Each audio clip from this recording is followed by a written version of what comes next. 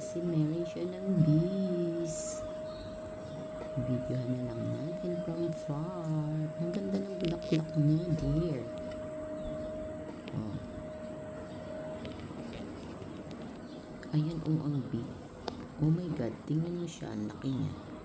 Ay! Ayaw. Ay, meron pa ng isa. OMG. OMG, nasaan na sila? Ayan, ayan. Oh, ayan, oh, tingnan mo naman yan. Ang laki niya, ate girl. Ayan.